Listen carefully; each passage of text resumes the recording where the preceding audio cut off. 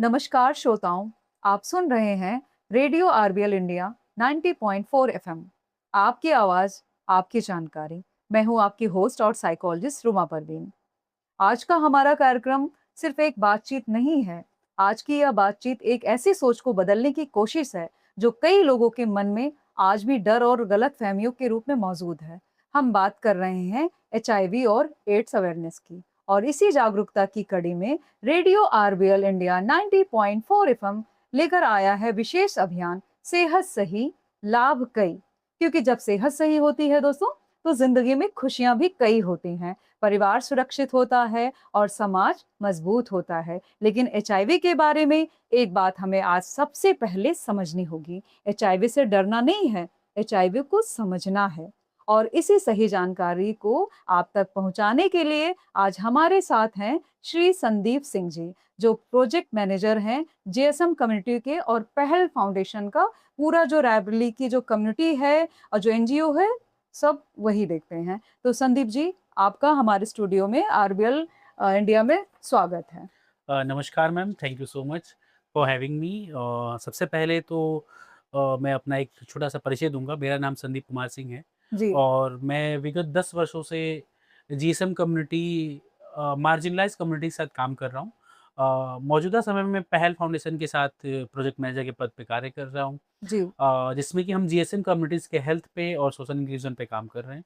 और मैं एक बार फिर से थैंक यू बोलना चाहूँगा radio RBL India 90.4 FM team को और उमा हाँ। मैम को, जिन्होंने मुझे ये अवसर दिया कि मैं अपनी जानकारी को साझा करूँ। संदीप जी, आपका बहुत-बहुत स्वागत है रेडियो आरबीएल इंडिया 90.4 एफएम पर।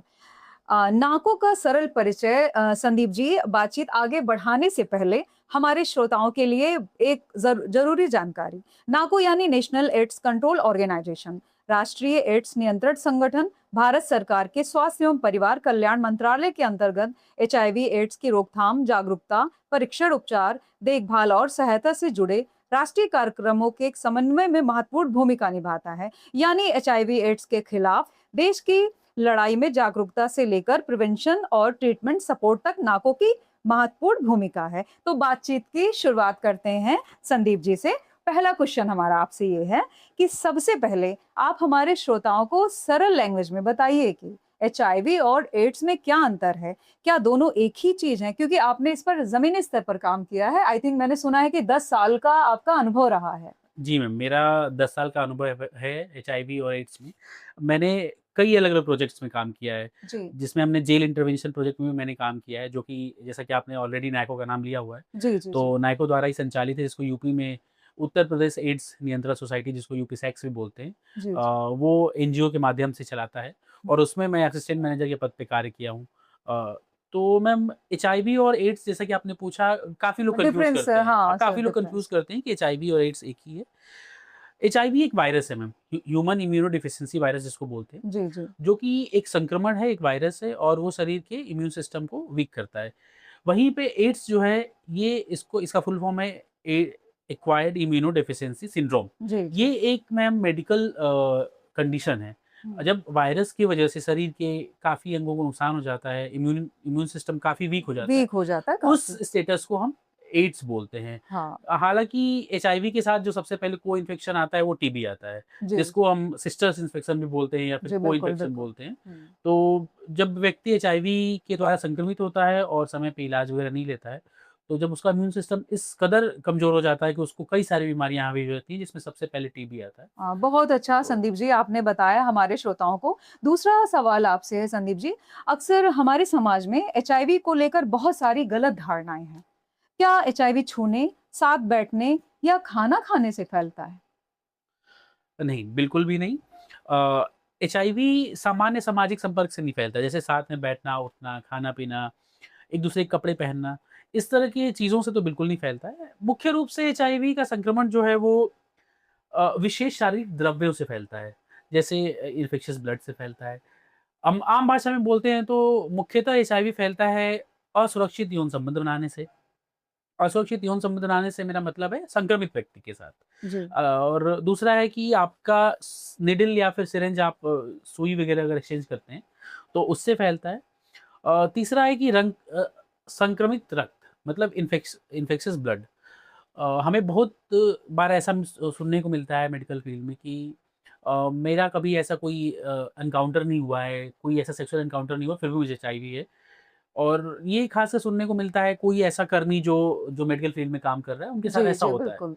और जो चौथा कारण है वो संक्रमित माँ से बच्चे को। तो यही मुख्यतः 4 कारण हैं जिससे फैलता है। हाँ। सामान्य व्यवहार से, सामाजिक व्यवहार से कभी एचआईवी दूसरे को नहीं बहुत अच्छा फैलता है। संदीप जी, आपने सही जानकारी दी लोगों को। और हमारा तीसरा सवाल ये है कि अगर किसी व्यक्ति को शक हो कि उसे एचआईवी हो सकता है, तो उसे सबसे पहला कदम क्या उठाना चाहिए? क्योंकि अभी भी हमारे समाज में इसको लेकर एक स्टिग्मा है। बिल्कुल मैम। सबसे पहले तो मुझे लगता है कि एचआईवी शब्द सुन के घबराना नहीं चाहिए। जी, बिल्कुल। अगर किसी को भी ऐसा शक हो रहा है, उसको डाउट है कि मुझे एचआईवी हो सकता है, तो पहली बात तो लक्षण देख के एचआईवी पता नहीं चलता मैम। जी, बिल्कुल। एचआईवी का कोई ऐसा यूनिवर्सल लक्षण नहीं है, कोई ऐसा डिसाइडेड लक्षण नहीं है कि आप ये सिम्पटम है तो आपको एचआईवी है, ये नहीं है तो आपको नहीं है। इसका एक ही उपाय है जानने का, आपको टेस्ट कराना है। हाँ, ह टेस्टिंग के माध्यम से टेस्टिंग के हम माध्यम जान से हर सकते एक हैं। शहर में, हर एक मुझे लगता है कि सामुदायिक केंद्र में आईसीटीसी है या फिर जिसको हम integrated counselling and testing centre बोलते हैं, उसका ही प्रारूप और भी एफआईसीटीसी बोलते हैं, फैसिलिटेटेड है, लिंक्ड है। जैसे बड़े हॉस्पिटल्स में तो आपको आईसीटीसी मिल जाएंगे, जी, जी। लेकिन कई जगह क्या होता है, जैसे एनजीओ की बात कर रहे हैं हम, हुँ। तो एनजीओ के पास क्या होता है, डब्ल्यूबीएफटी किट होता है, अच्छा, जिससे किट के किट्स, माध्यम हाँ, से, वो किट्स के हाँ। माध्यम से स्क्रीनिंग करते हैं, हाँ। जिसको हम टेस्ट नहीं बोलते, स्क्रीनिंग बोलते हैं। और उस पे अगर किसी को रिएक्टिव आता है तो उसका कंफर्मेशन अल्टीमेटली आपको आईसीटीसी चेक जी, कराना होता जी। है। तो मैं सबको यही सजेस्ट करूँगा कि आप इस तरह से किसी भी संशय में ना रहें, आप नज़दीकी केंद्र पे जाएँ, आईसीटीसी पे, वहाँ जाँच कराएँ। संदीप जी, एक और सवाल आता है अक्सर कि अगर किसी इंसान को एचआईवी रिपोर्ट उसका पॉजिटिव आता है, तो क्या उसकी ज़िंदगी खत्म हो जाएगी? क्योंकि मैंने देखा है, बचपन से सुनते आए हैं, जब भी जैसे होता ना कि एक खुसर-फुसर होती रहती है, लोग गाँव में बात करते हैं, अवधी बिल्कुल, लैंग्वेज में हम कहना चाहिए, "ये पता है भैया, उनका यह हो ही गवा है।" बिल्कुल। हाँ, तो आपने सुना है? तो इसको लेकर फिर मन में रहता, अब ये मर जाएँगे। बचपन की बात बता रहे हैं, तो इसमें अवेयरनेस का क्या रोल है और उसकी ज़िंदगी खत्म हो जाएगी? तो बिल्कुल नहीं थोड़ा-सा मैम। एक बार एक्सप्लेन करिए, क्योंकि आपने ऐसे केस हैंडल किए हैं। ये सबसे बड़ी गलत धारणा है कि एचआईवी होने का मतलब है कि ज़िंदगी खत्म हो जाना। आज के समय में एचआईवी का एक प्रभावी उपचार है। हालाँकि वो परमानेंट ऐसा नहीं कि आपको एक कुछ टाइम का कोर्स करना है और एचआईवी खत्म हो जाएगा। लेकिन जो दवा है जिसको एआरटी बोलते हैं, एंटी रेट्रोवायरल थेरेपी बोलते हैं जिसको, जी, जी। काफ़ी कारगर है मैम।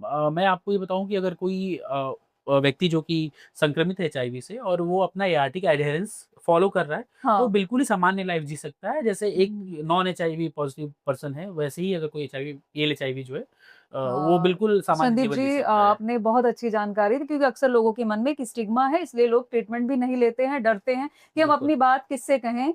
और एक और सवाल है, अक्सर ये आता है, लोगों के मन में भी रहता है कि जैसे कि एक आम इंसान है, एचआईवी से बचाव के लिए मतलब उन्हें किन बातों का विशेष ध्यान रखना चाहिए? इसके बारे में थोड़ा-सा आप हमारे श्रोताओं को बताइए। मैं अपने श्रोताओं को, खासकर युवाओं को ये बात बोलूँगा कि जब जनरली हम युवावस्था में होते हैं, तो सबसे बड़ी जो गलती करते हैं हम, अ, लोग असुरक्षित यौन संबंध बनाते हैं। तो यस, मैं यस। सबको ये सजेस्ट करूँगा कि आप जब भी यौन संबंध बनाएँ, कोशिश करें कि कॉन्डोम यूज़ करें और उसका नियमित और सही उपयोग करना भी ज़रूरी जी, है। बिल्कुल। दूसरा, किसी भी तरह का सुई या फिर सिरिंज को आप साझा ना करें किसी के साथ। हुँ। अगर ब्लड की ज़रूरत है तो आप हमेशा सर्टिफाइड ब्लड बैंक से ही ब्लड लें। अच्छा, हाँ, ब्लड का तो ये बहुत बड़ा रोल हाँ, होता है। स्क्रीन ब्लड कई हो। ऐसी प्रेग्नेंट लेडी रही हैं, उनको हुआ, बिल्कुल बच्चों मैम, को हुआ, मैंने बिल्कुल, देखा है, बिल्कुल। आंकड़े भी हैं हमारे पास। इसका बहुत बड़ा आंकड़ा है कि ये एक बहुत बड़ा कारण रहा जी, है कि जी। संक्रमित ब्लड से लोगों को इन्फेक्शन फैला है। हुँ, और चौथा, मैं हर एक महिला से गुज़ारिश करूँगा और उनसे बताना चाहूँगा कि आप जब भी प्रेग्नेंट हो,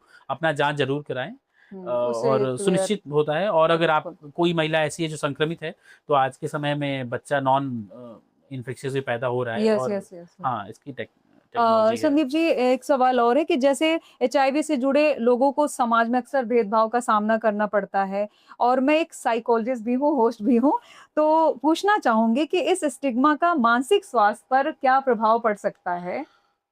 मैम, मुझे लगता है कि लोग एचआईवी से कम और उससे जुड़े स्टिग्मा से ज़्यादा परेशान स्टिग्मा से होते हैं ज़्यादा और वो परेशान ज़्यादा होते हैं। उनको हार्म करता है। जी, बिल्कुल। आम जीवन में जब कोई व्यक्ति एचआईवी पॉज़िटिव हो जाता है, तो उसको मतलब अपने परिवार से, समाज से, कलीग से, हर जगह से अगर किसी को भी पता चलता है, तो उसको भेदभाव, तिरस्कार, अ, इन सब चीज़ों का सामना करना पड़ता है और उसकी वजह से इंसान अकेलेपन का शिकार हो जाता है, उसको शर्म आती है, डर होता है, लोग एक्सप्रेस नहीं कर पाते हैं क्योंकि जब एचआईवी हाँ सर, पता ये चलता है, जी, जी। तो मानसिक एक तनाव हो जाता है और उसमें एक और डर कि हम किसको बताएँ क्योंकि सब तो हम पे अ अ, संदीप जी, यहाँ पर मैं एक साइकोलॉजिस्ट के रूप में एक बात ज़रूर कहना चाहूँगी श्रोताओं से कि किसी व्यक्ति के एचआईवी पॉज़िटिव होने से उसकी पहचान नहीं खत्म हो जाती। बिल्कुल, वो बिल्कुल। अभी हमारे समाज का हिस्सा है, उसके सपने हैं, उसका परिवार है, उसका आत्मसम्मान है। इसलिए हमें बीमारी से लड़ना है, इंसान से नहीं। हमें बिल्कुल मैम। एचआईवी से जुड़े व्यक्ति को स्टिग्मा नहीं, सपोर्ट देना है, डर नहीं, सही जानकारी देनी है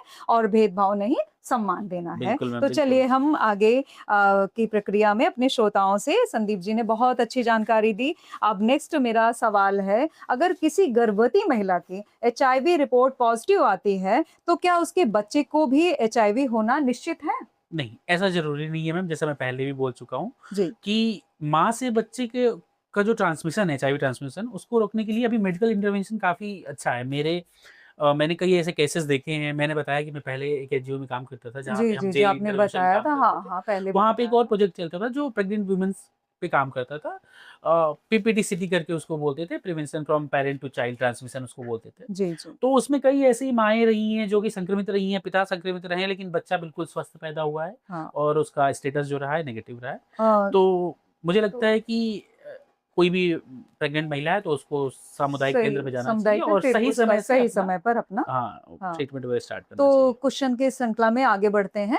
पहल फाउंडेशन जैसे आपने बताया कम्युनिटी उसका एनजीओ है, काफ़ी समय से पूरे इंडिया में है क्योंकि मैंने देखा है इसके कई अरावली में भी है। तो इसमें सर जो कम्युनिटी ऑर्गेनाइजेशन की एचआईवी एड्स अवेयरनेस में मतलब क्या भूमिका हो सकती है?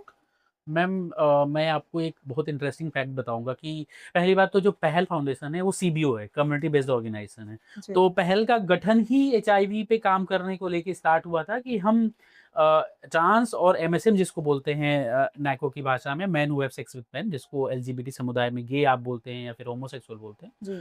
तो उनको टारगेट करते हुए ही हमारा फाउंडेशन स्टार्ट हुआ था कि हम इनके स्वास्थ्य पे काम करेंगे, खासकर कम्युनिकेबल डिसीज़ पे ही, जैसे जी, एचआईवी, टीबी और हेपेटाइटिस वगैरह हो गया। जी, दूसरा जैसे कि आपने पूछा कि क्या सपोर्ट कर सकते हैं, तो मैं अपने पहल का मैकेनिज़्म बताऊँ कि जी। हम ऑलरेडी 2-3 शहरों में टारगेटेड इंटरवेंशन प्रोजेक्ट चला रहे हैं, जहाँ पे कि हम डायरेक्टली एचआईवी पे ही बात करते हैं। हुँ। लेकिन ऐसे जगहों पे जहाँ हम एचआईवी पे काम नहीं कर रहे हैं, जैसे रायबरेली हो गया, लखनऊ हो गया, यहाँ पे हम डायरेक्टली एचआईवी पे काम नहीं कर रहे हैं। लेकिन जब भी हम मीटिंग्स करते हैं, जैसे सपोर्ट ग्रुप मीटिंग हो गया, तो हम एक टॉपिक ज़रूर रखते हैं एचआईवी को, वहाँ पे हम बात करते हैं और कोई व्यक्ति ऐसा है हमने एक एक पर्सन अपना असाइन कर रखा है, जो कि हुँ, हुँ। काउंसलर है। काउंसलर। काउंसलर असाइन कर रखा है, वो उसका फ़ोन नंबर अवेलेबल रहता है, लोग कॉल करते हैं, उसको हम बिल्कुल गोपनीय रखते हैं हुँ। और हम उनको मोटिवेट करते हैं। स रेफरल मैकेनिज़्म से हम आईसीटीसी पे उनकी जाँच कराते हैं, ज़रूरत जी, पड़ती है जी। तो एआरटी से लिंक सर कराते सर हैं। अभी हाल ही में मतलब एक रिपोर्ट आई है कि उसमें संक्रमित हुए हैं, तो इसलिए सरकार ने काफ़ी इस पर ध्यान देना शुरू किया है, कि संख्या काफ़ी बढ़ गई है। हाँ मैम, संख्या बढ़ने के बहुत से कारण हैं मैम। ऐसा नहीं है कि केवल हम जब भी एचआईवी की बात करते हैं आम जन तो सेक्स सबसे पहले दिमाग में आता है कि यहीं से फैलता है। हाँ, जबकि बस। ऐसा नहीं है, आप देखिए जो आईडीयूज़ होते हैं, जो लोग इंजेक्टिंग ड्रग्स यूज़र जिनको बोलते हैं हम लोग, जी, जी, जी। जो नशा करते हैं सिरिंज से, हुँ। उनके थ्रू भी बहुत फैलता है हाँ, सर क्योंकि यही कारण हाँ, हो सकता है। नशे में लोग ध्यान नहीं देते। दूसरा और भी कारण है, सेक्स भी एक कारण है। हुँ। जैसे माइग्रेट पीपल जो होते हैं, खासकर जो ट्रक वगैरह चलाते हैं, वो लोग हुँ। अपनी फैमिली से बहुत समय तक बाहर रहते हैं।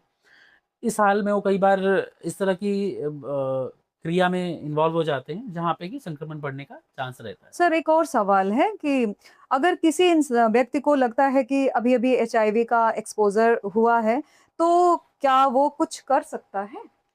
हाँ मैम, अगर किसी को लगता है कि उसका कोई ऐसा एक्सपोज़र हो गया है जो कि उसको पॉज़िटिव कर सकता है, तो प्रेप एक दवा है जिसको सॉरी पेप है। पेप बोलते हैं उसको, पोस्ट जी, एक्सपोज़र प्रोफिलैक्सिस जी, जी। बोलते हैं। वो उसका मैम एक क्लॉज़ है कि आप 72 आवर्स से पहले स्टार्ट करना अच्छा, होता अच्छा है, आपके 72 एक्सपोज़र से घंटे से 72 पहले घंटे से से, पहले हाँ। स्टार्ट करना होता है और इसके लिए आपको नज़दीकी एआरटी सेंटर हो गया या फिर किसी भी हॉस्पिटल से आप कॉन्टैक्ट करके आप पेप स्टार्ट कर सकते हैं और दूसरा मैम जैसे मैं बार-बार प्रेप बोल रहा हूँ, तो ये मैं अपने युवाओं को बिल्कुल बोलना चाहूँगा कि हमारे पास एक और ऑप्शन है, कंडोम तो है ही सेफ्टी के लिए, प्रेप भी है मैम। जी। जिसको प्री एक्सपोज़र बोलते हैं, तो प्रेप का एक कोर्स होता है, जनरली लोग करते हैं। हुँ। मैं किसी को रिकमेंड नहीं कर रहा हूँ, लेकिन आप जाके बात कर सकते हैं, देख सकते हैं अपनी काउंसलर के साथ अपने जी। बहुत अच्छी जानकारी दी संदीप जी आपने। और अंत में हमारे श्रोताओं के लिए आपका एक संदेश एचआईवी एड्स अवेयरनेस अभियान से भी क्या सीख लेकर जाएँ यहाँ से? मैम, मेरा तो यही संदेश है कि एचआईवी से डरिए नहीं, उसको समझिए और गलत धारणाओं को छोड़िए। और जब मैं समझने की बात कर रहा हूँ, तो आप सोशल मीडिया की आधी-अधूरी जानकारी मत लीजिए। आप कोई भी सही साइंटिफिक जानकारी। नॉलेज लीजिए। हाँ। आप नैको, जैसा मैम ने ऑलरेडी मेंशन किया, नैको है, यूपीसेक्स है, इनकी ऑफ़िशियल वेबसाइट्स हैं। आप वहाँ से कनेक्ट होके जानकारी ले सकते हैं। आप अपने शहर के जो जिला अस्पताल है, वहाँ के आईसीटीज़ केंद्र पे विज़िट कर सकते हैं। जी। एनजीओज़ अगर आपके शहर में हो, आप आज हाँ, गूगल पे उनसे बात कर, उनसे जैसे बात पहल करिए। फाउंडेशन है, बिल्कुल, मैं यहाँ पर हाँ, फिर से कहना चाहूँगी कि इस पर काम कर रहा है और ज़मीनी स्तर पर है, काफ़ी जी। हद तक हर जगह। अब तो शायद उनका भी कुछ चीज़ें मेडिकल लाइन में भी जैसे टीबी वगैरह वो भी दे रखा है प्रोजेक्ट वगैरह उन लोगों को, कि उसके तहत भी वो लोग टेस्टिंग वगैरह करते हैं। आपके एनजीओ मैंने देखा है। मैम, हमारा एनजीओ यहाँ पे तो नहीं कर रहा है, रायबरेली या लखनऊ अच्छा, में तो नहीं अच्छा, कर रहा है, रायबरेली में नहीं कर लेकिन रहा। ये है कि हम रेफरल मैकेनिज़्म पे काम करते हैं। अगर हमसे कोई ऐसा व्यक्ति कनेक्ट होता है, तो हम उसको डायरेक्टली आईसीटीसी या फिर जो सही व्यक्ति है, उससे हम लिंक करते हैं। और हम ये भी श्योर करते हैं कि बस लिंक नहीं करते हैं, हम उसके बाद फ़ॉलो अप करते हैं, प्रॉपर बातचीत में रहते हैं। जी, जी। क्योंकि हमको एचआईवी का पूरा नॉलेज है, हमको पता है कि सबसे पहले पर्सन जब पॉज़िटिव होता है, तो वो डिनायल फ़ेज़ में जाता है कि नहीं, मुझे ऐसा नहीं हो सकता है। फिर हाँ, वो रिवेंज बिल्कुल, मोड में बिल्कुल, चला बिल्कुल। जाता है। डर डर, फ़ियर रिवेंज से ही मोड में चला जाता है कि हाँ, मेरे को हुआ तो मैं सबको फैलाऊँगा। तो इन सब हाँ। बारीकियों पे हम काम करते हैं, हम बार-बार फ़ॉलो अप करते हैं और बात करते हैं। हाँ, संदीप जी, आपने बहुत अच्छी जानकारी दी क्योंकि सही जानकारी ही बचाव है। तो श्रोताओं, आज की इस बातचीत से हमें एक बहुत महत्वपूर्ण संदेश मिलता है कि एचआईवी कोई शर्म की बात नहीं है, एचआईवी को डर की बात नहीं है, एचआईवी एक स्वास्थ्य संबंधी विषय है, जिसके बारे में सही जानकारी होना ज़रूरी है। गलत जानकारी आपको डर पैदा करती है, लेकिन सही जानकारी ज़िंदगी बचा सकती है आपकी। बिल्कुल। तो मैं आपकी होस्ट और साइकोलॉजिस्ट रुमा परवीन और आज की हमारी बातचीत का संदेश आप अपने साथ ज़रूर लेकर जाइए। एचआईवी से डरना नहीं है, भेदभाव नहीं करना है, सहयोग करना है, जागरूक बनना है, सुरक्षित रहना है और यही हमारे रेडियो आरबीएल इंडिया 90.4 एफएम के विशेष अभियान सेहत सही लाभ कई का उद्देश्य। हमारे साथ जुड़ने और इतनी महत्वपूर्ण जानकारी साझा करने के लिए संदीप जी आपको बहुत-बहुत धन्यवाद।